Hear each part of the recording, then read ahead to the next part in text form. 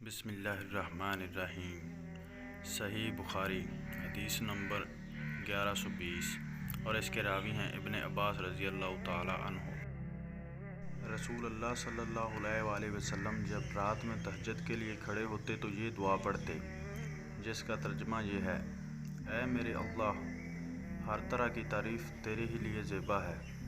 تو آسمان اور زمین اور ان میں رہنے والی تمام مخلوق کا سنبھالنے والا ہے، اور حمد تمام کی تمام بس تیرے ہی لیے مناسب ہے۔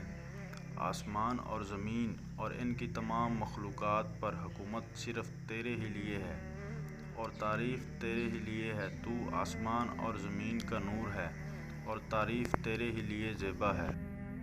تو سچا ہے، تیرا وعدہ سچا، تیری ملاقات سچی، تیرا فرمان سچا ہے، جنت سچ ہے، دوزخ سچ ہے، انبیاء سچے ہیں، محمد صلی اللہ علیہ وآلہ وسلم سچے ہیں، اور قیامت کا ہونا سچ ہے۔ اے میرے اللہ، میں تیرا ہی فرما بردار ہوں اور تجھی پر ایمان رکھتا ہوں، تجھی پر بھروسہ ہے، تیری ہی طرف رجوع کرتا ہوں، تیرے ہی عطا کیے ہوئے دلائل کے ذریعہ بحث کرتا ہوں، اور تجھی کو حکم بناتا ہوں۔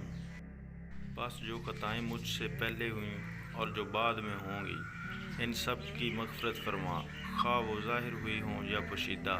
آگے کرنے والا اور پیچھے رکھنے والا تو ہی ہے، معبود صرف تو ہی ہے، یا یہ کہا تیرے سوا کوئی معبود نہیں۔